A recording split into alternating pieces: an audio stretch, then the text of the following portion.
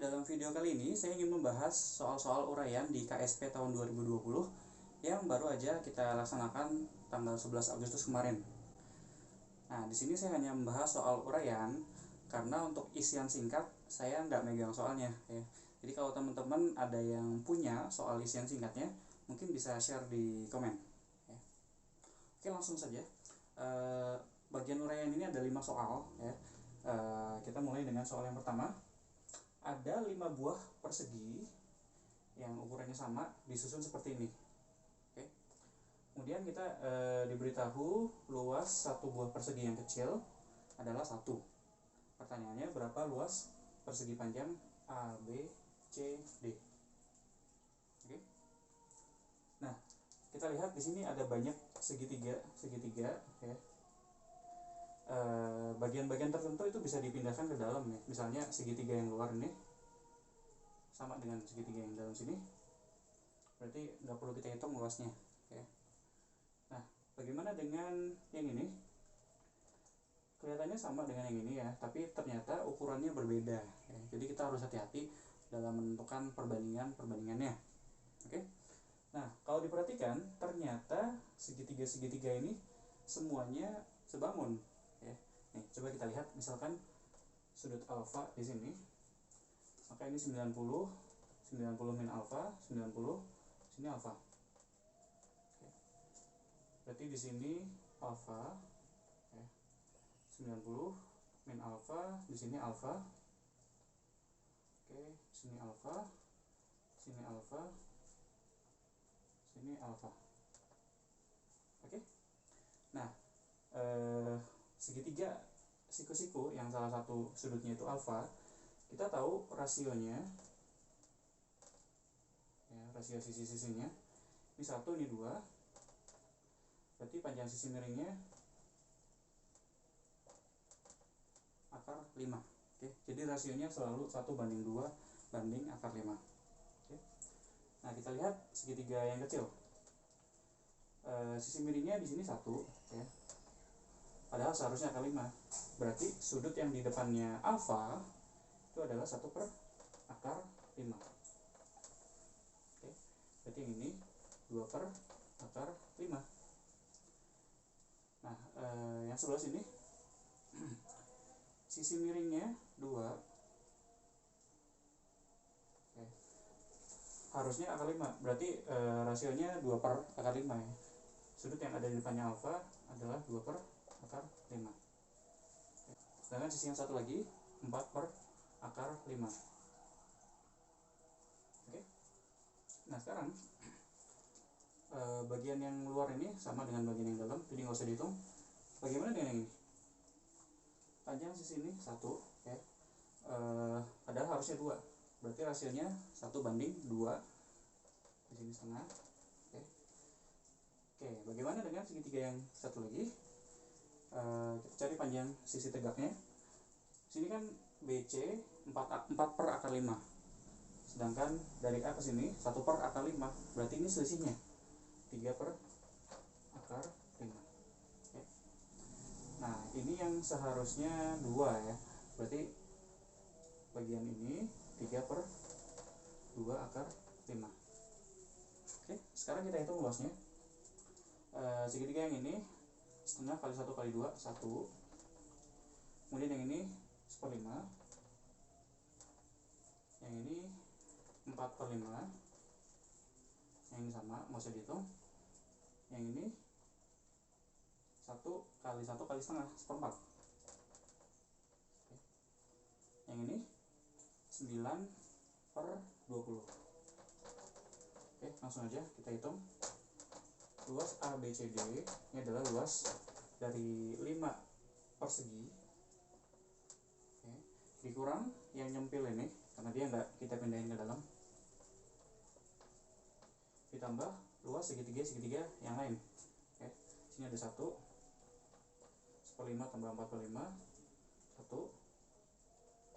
Ini tambah 9/20. Oke. Ini ada 7 dikurang 1/4, berarti 27/4. Ditambah 9/20, samakan penyebutnya, per 20. 27 kali 5, 135. tambah 9. Oke, jadi jawabannya adalah 144 per 20. Atau kalau disederhanakan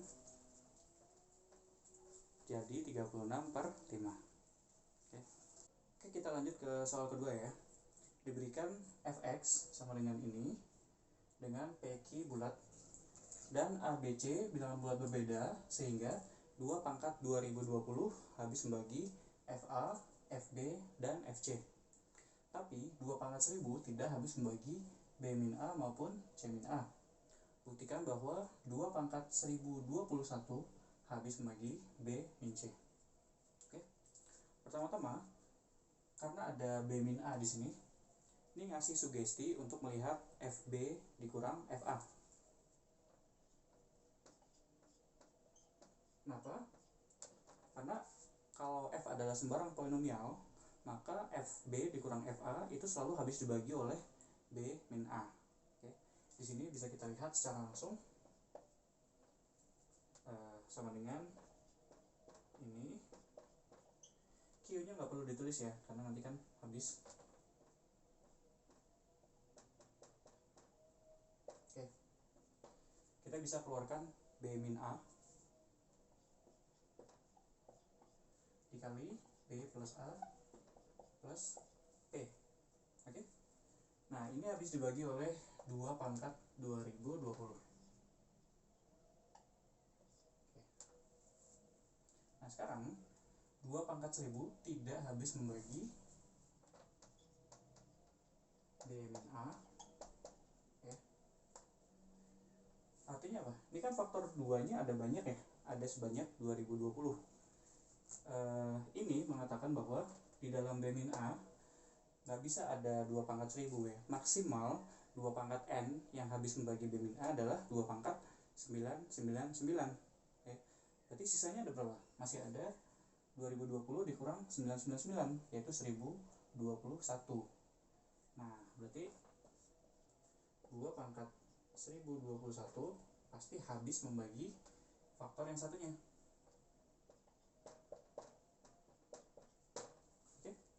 Dengan cara yang sama, kita lakukan untuk FC dikurang FA, nanti didapat 2 pangkat 1021 habis membagi ini. Oke, tinggal dikurang. Kita dapat ini habis membagi B min C. Terbukti ya. Oke, kita ke soal nomor 3. Jadi gini soalnya.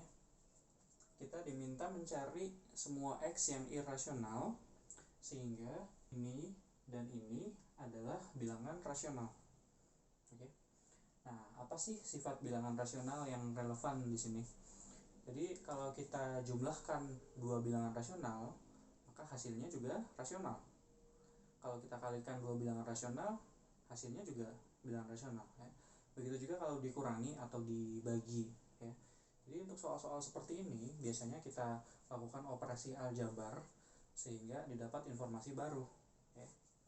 Misalnya gini, kalau kita kurangi atau jumlah maka nggak begitu berguna ya, karena derajatnya kan berbeda, nggak habis. Paling kita bagi ya, yang derajat 3 dibagi dengan yang derajat 2. Nah, tapi kalau kita bagi ini dengan ini sebagai polinomial ya, ternyata akan ada sisanya ya. Jadi bagaimana caranya? Kita harus menghilangkan sisanya. Oke. Nah, sekarang gini. Sebenarnya plus 20 di sini nggak begitu relevan ya, suku konstannya. Kenapa? Karena bisa kita ganti dengan bilangan rasional yang lain dan hasilnya tetap rasional ya. Kenapa? Karena kalau ini dikurang 20 hasilnya rasional, berarti x kuadrat plus 20x juga rasional ya. Begitu juga ini, x pangkat 3 minus 2020x rasional. Oke. Berarti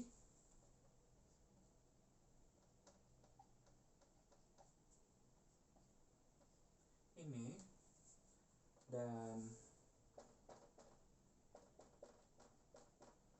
ini selalu bernilai rasional apapun A, B ya, asalkan A dan B nya bilangan rasional.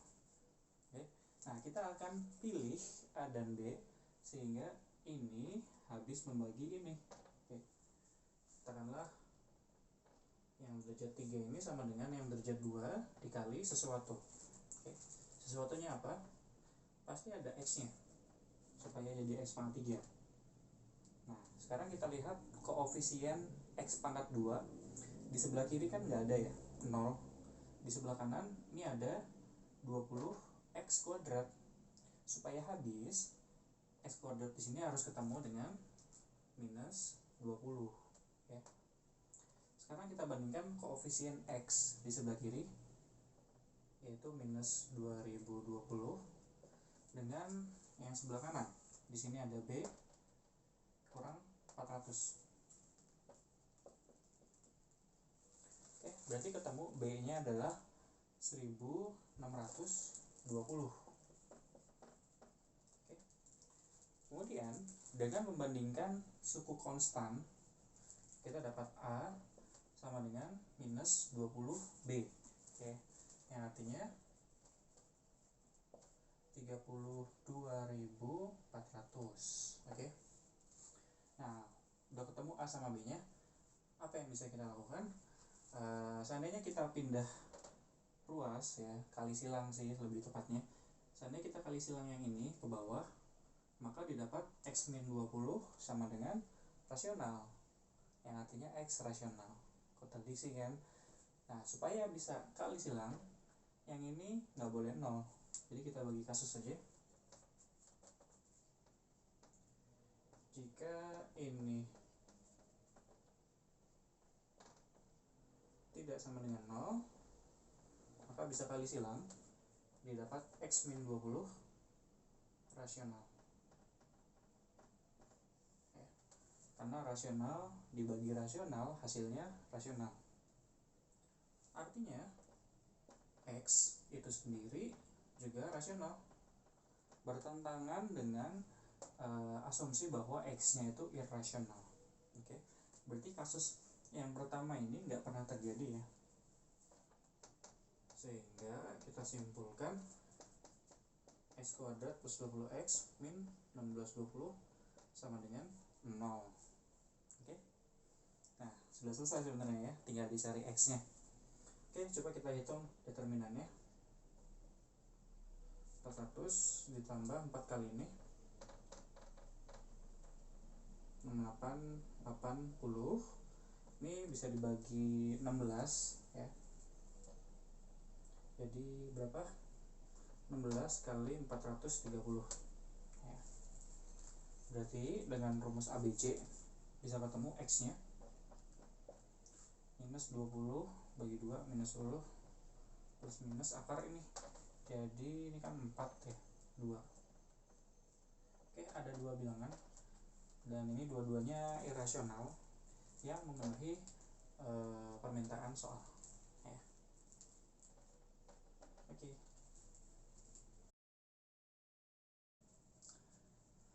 Oke, sekarang kita masuk ke nomor 4. Ini ada soal geometri. Jadi ada segitiga ABC. Ini bukan segitiga sama kaki. Kemudian kita tarik garis tinggi AA1, BB1, CC1. Kemudian dari titik A1 kita ambil proyeksi tegak lurus ke BB1. Oke. Kemudian dari A1 kita proyeksikan ke CC1. Nah, garis yang menghubungkan dua titik proyeksi itu berpotongan dengan garis BC di titik TA. Oke.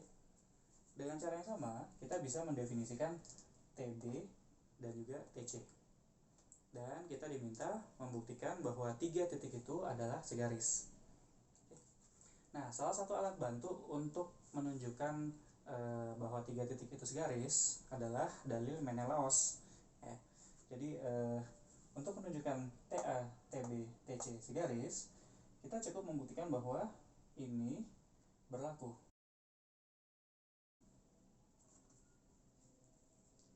Nah, pertama-tama kita amati dulu ada yang sebangun. Nih, sisi A1CA ini kan sejajar dengan AB. Begitu juga A1BA sejajar dengan CA. Berarti segitiga A1BA CA ini sebangun dengan segitiga ABC. Ya. Jadi sisi yang ini sama dengan yang ini. Kemudian sisi yang ini sama dengan yang ini. Oke. Nah, sekarang kita bisa menggunakan Menelaus di segitiga lain. Ya. Kali ini kita sudah tahu bahwa 3 titiknya itu segaris. Ya. Berarti dengan Menelaus di segitiga HBC, ya, dan 3 titiknya itu TA, BA, CA, kita dapatkan relasi seperti ini. Nah, sekarang kita bisa ambil BTA per TAC untuk dimasukkan ke sini. Oke. Yang lainnya kita akan hitung dengan cara yang berbeda. Ya. Misalnya gini, HBA sama CAH itu kan ada di segitiga yang kecil ya, HBA CA.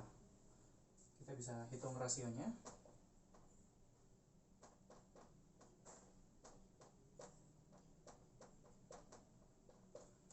Dengan menggunakan hukum sinus, ya.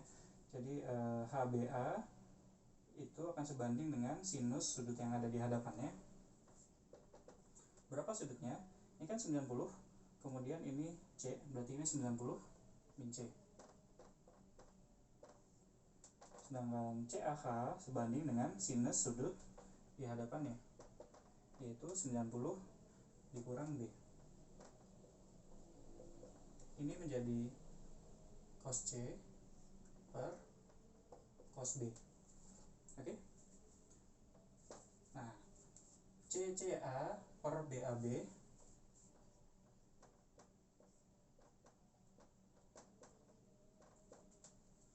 ini bisa kita hitung pakai trigonometri, ya. Jadi CCA ini kan hubungannya dengan cos sudut ini. Berarti A1C dikali kosinus berapa sudut ini? Ini kan kalau kita lihat segitiga C, C1B ini adalah 90 dikurang B.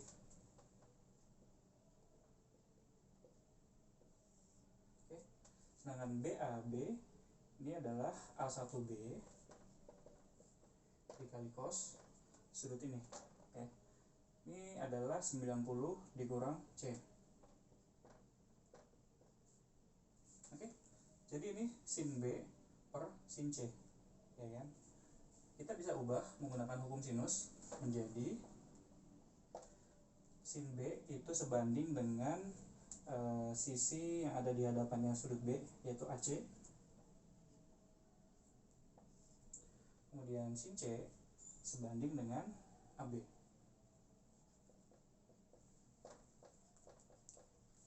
Oke. Nah, sekarang kita masukkan dua persamaan ini ke yang awal. Ya. Kita dapatkan 1 sama dengan BTA per TAC dikali apa? A1C per A1B. Sisanya AC kali cos C. Coba kita lihat, AC dikali cos C, ya dia menjadi A1C, ya. A1C ketemu A1C jadi kuadrat.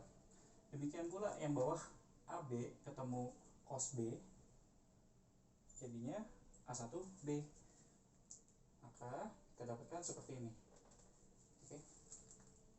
Nah, lakukan hal yang sama untuk TB dan TC, ya. Habis itu kita kalikan semuanya, nanti akan didapat 1 sama dengan perkalian dari semua ini, ya, yang sebelah kiri adalah LHS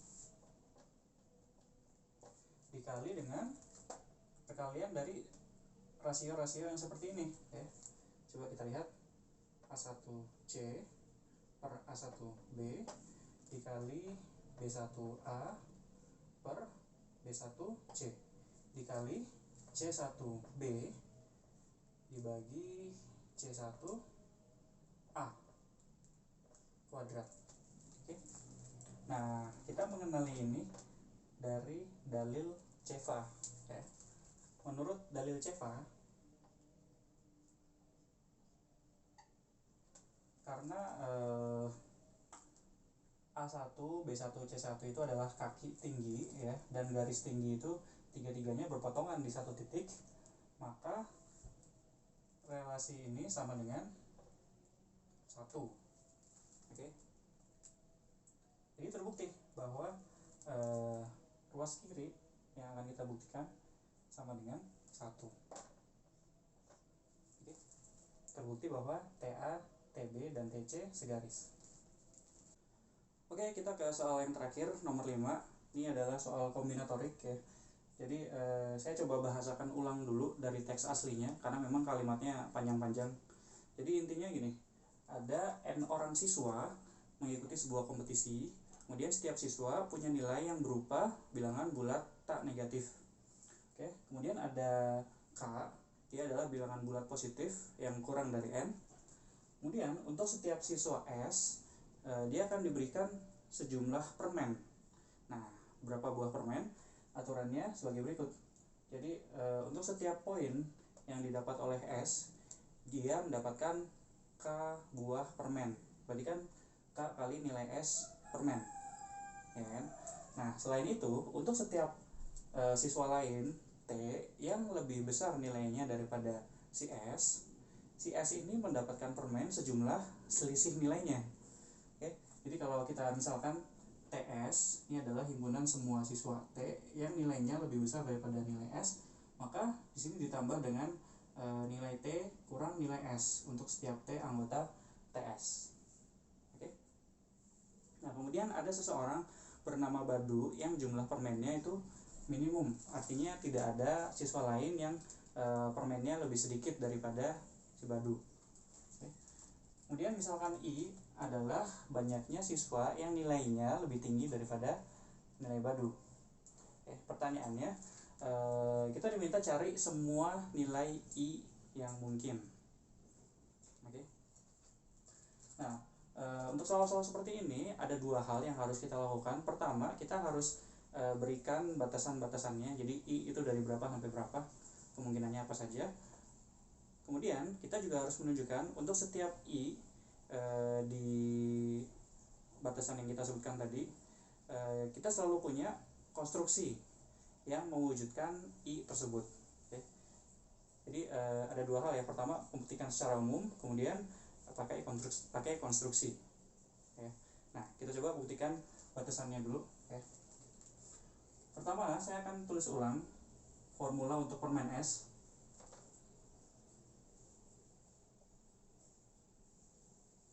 Jadi gini, ini kan ada nilai S di dalam sigma ya. Kita bisa gabungin dengan nilai S yang di luar. Di sini muncul berapa kali? Sebanyak TS. Berarti K minus TS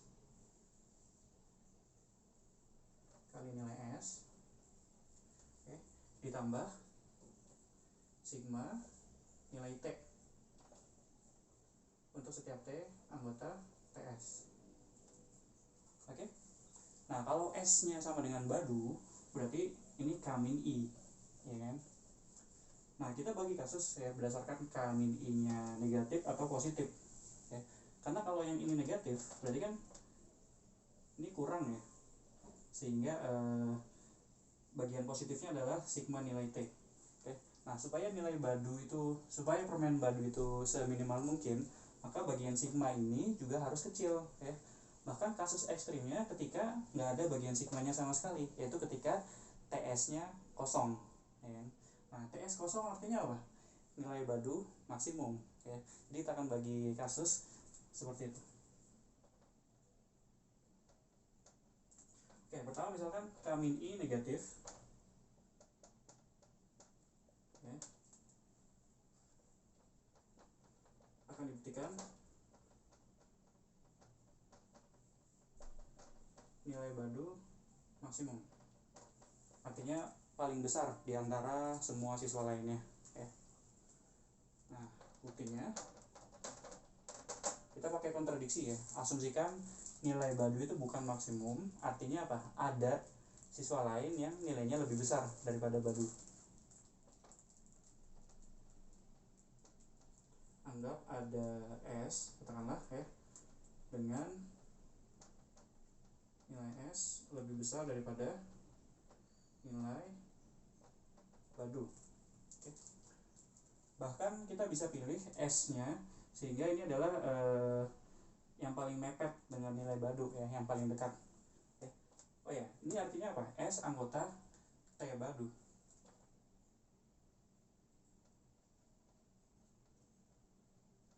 Oke.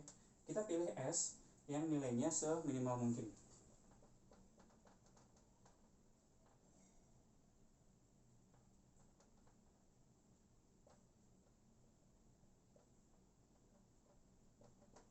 Seminimal mungkin, sekecil mungkin ya. Oke. Nah, sekarang kita hitung permen yang didapatkan oleh S. Oke. Rumusnya ini K min TS. Nah, K min TS kita pecah seperti ini. K min I ditambah I min TS. Oke, kali nilai S ditambah sigma nilai T untuk T anggota TS. Oke. Nah, sekarang gini. Nilai S lebih besar daripada nilai Badu. Artinya apa? TS itu dimuat oleh T Badu. Ya. Karena kalau suatu bilangan, kalau suatu siswa nilainya lebih besar dari S, dia pasti lebih besar dari Badu. Ya. Oke. Nah, ini kita pisah.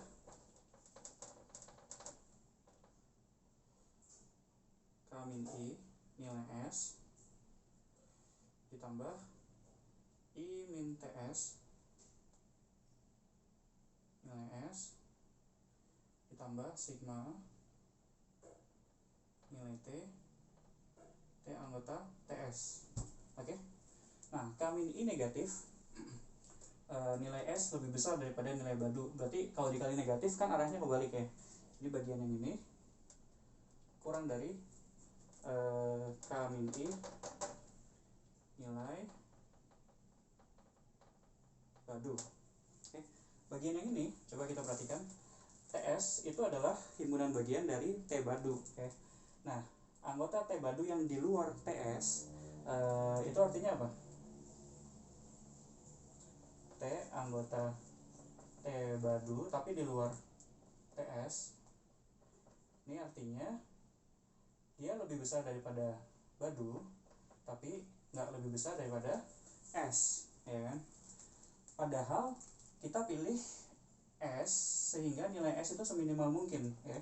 Berarti anggota TB di luar TS itu semuanya adalah lebih besar daripada nilai S gitu, nggak ada yang lebih kecil. Jadi bagian yang ini kurang dari sama dengan sigma nilai T untuk semua T anggota T Badu. Oke. Nah, yang sebelah kanan ini tambah ini itu sama dengan permen Badu. Oke.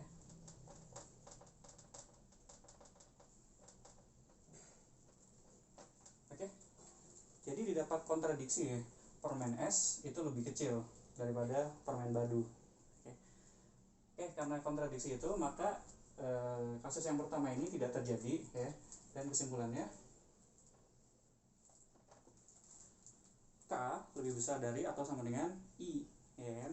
Dengan kata lain I anggota 0, 1, 2 sampai K. Oke. Nah, tinggal ditunjukkan kalau setiap I di interval ini bisa terjadi ya. Oke, konstruksinya nggak begitu susah kok ya. Bisa kita ambil misalnya nilainya 1, 1, 1, 1, kemudian 2, 2, 2, 2. Ini sebanyak I, ini sebanyak N min I. Maka nanti permennya I itu ada sebanyak K dikali 1 ditambah I. Jadi K tambah I. Kemudian kalau permennya orang yang nilainya 2, dia adalah 2K. ya kan. 2K itu lebih besar daripada K plus I. Oke, jadi jawabannya ini ya. I bisa dari 0, 1, 2 sampai K.